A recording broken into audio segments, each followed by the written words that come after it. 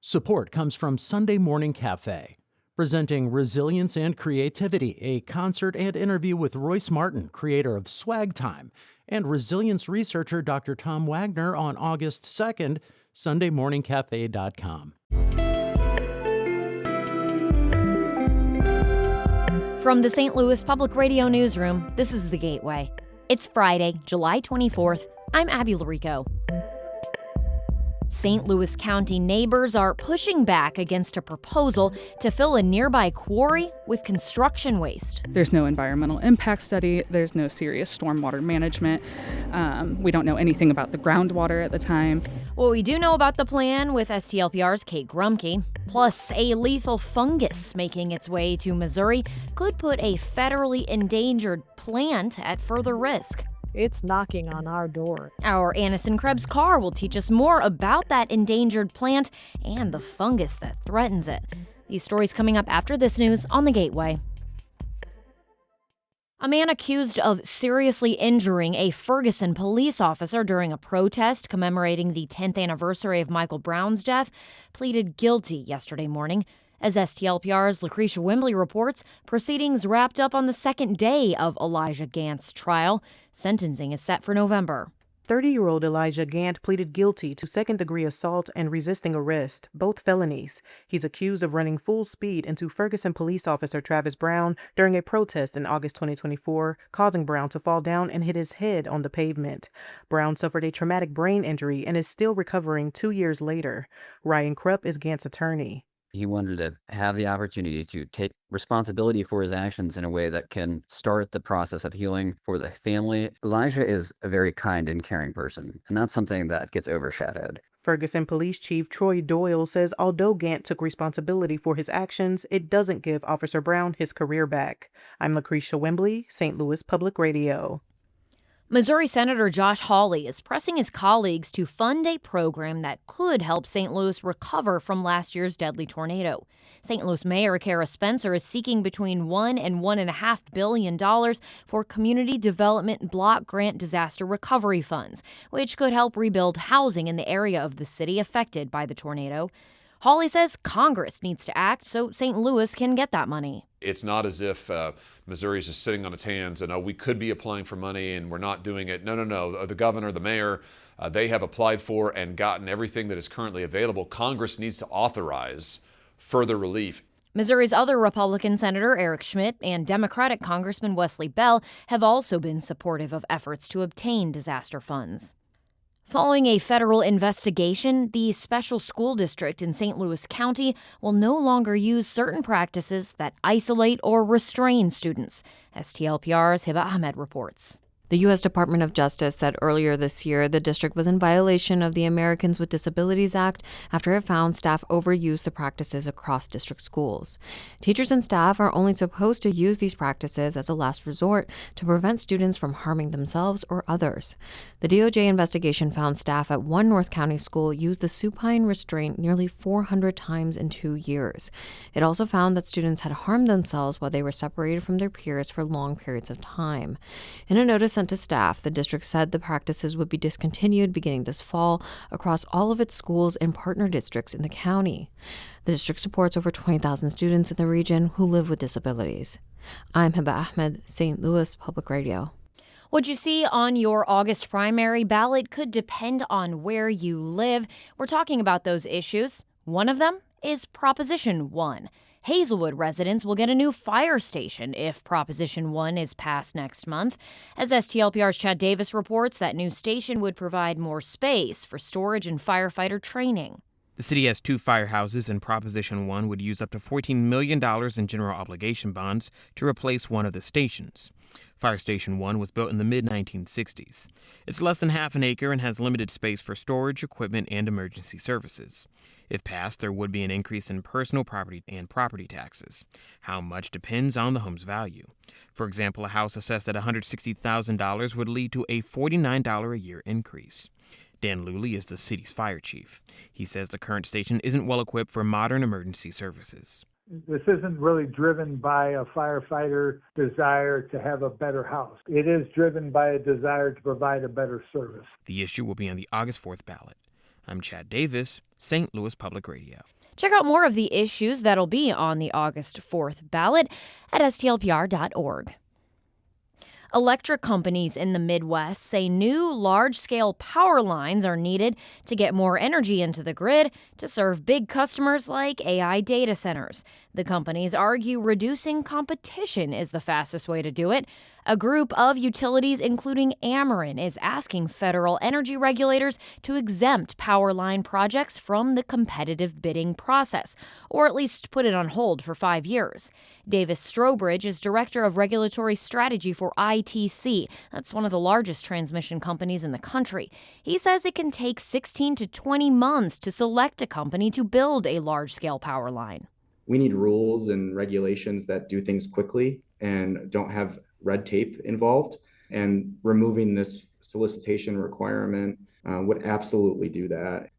But some opposed say reducing competition on infrastructure projects would ultimately raise the costs for utility customers.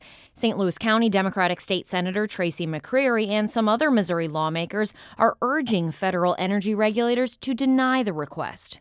Without competition, there would be no motivation for these investor-owned utilities to do things in an economical manner. State lawmakers from Iowa, Montana, Wisconsin, and Kansas have also sent letters to the Federal Energy Regulatory Commission urging the agency to deny the company's request. Missouri business owners hit by extensive flash flooding, now that the waters have receded, are asking tourists to come visit. STLPR's Sarah Fenton reports the flood-affected areas are known for their summer season tourism. Between July 9th and 10th, buckets of heavy rain fell in a short period of time, causing catastrophic flooding. The National Weather Service issued a flash flood emergency in Iron and Reynolds counties, both hubs of outdoor tourism. 2 weeks later, the Black River is back to its pre-flood level, and businesses say they need visitors to help communities recover. Melody Gardner is a board member of the Lesterville, Missouri Chamber of Commerce. People are canceling right and left. They're canceling all the way into August. And this is what our community is built around, is tourism. Gardner says things may not look exactly the same as they did before the flood, but many campgrounds and outfitters have reopened. I'm Sarah Fenton, St. Louis Public Radio.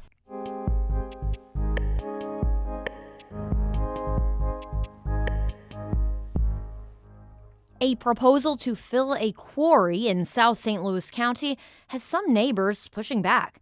St. Louis Public Radio's Kate Grumke reports they're worried the project could bring flooding, traffic, and other issues to their community. Next to an inactive 30-acre quarry site in Limay, Brianna Coleman flips through site plans on the hood of her car. She lives nearby. The pages show a proposal to turn this water-filled quarry into a site where utilities and contractors can dump material called clean fill. That's things like sand, gravel, and brick. But there's a lot about the project that Coleman is worried about.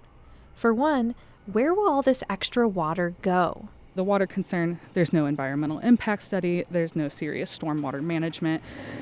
We don't know anything about the groundwater at the time. Her biggest issue is how little her neighbors seem to know. The quarry is surrounded by homes, condos, and cemeteries. Many of the people I'm talking to are hearing it for the first time from me. So Coleman has been passing out yard signs and trying to spread the word. The company behind the project, Philworks LLC, is asking the St. Louis County Planning Commission for a conditional use permit. At a public hearing last week, about a dozen people spoke out against the project. Dan Kozatek with Civil and Environmental Consultants spoke for the company. He says there's an industry need for a place to dump clean fill, and he says it's better than leaving the quarry to sit empty. We think this is a beneficial reuse for the site that will solve a potential safety problem and allow the industry to use the site. The county planning department is accepting written feedback on the proposal now. The earliest the department's staff would present it to the Planning Commission would be September 14th. I'm Kate Grumke, St. Louis Public Radio. Our Jessica Rogan edited that piece.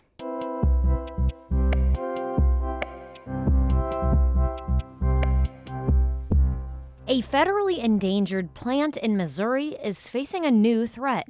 As St. Louis Public Radio's Anison Krebs-Carr reports, a lethal fungus is making its way to the state, and it could put the pondberry shrub at further risk. Over 20 years ago, laurel wilt disease was found in Georgia. Since then, it has crept into some of Missouri's bordering states. Susan Farrington is a natural history biologist for the Missouri Department of Conservation. She says a non-native beetle carries the fungus, and it's only a matter of time before it gets to Missouri. When it does, she says it could ruin the ecosystem, especially the laurel family. It's knocking on our door. It's over in Tennessee and even up as far north as Little Rock, Arkansas.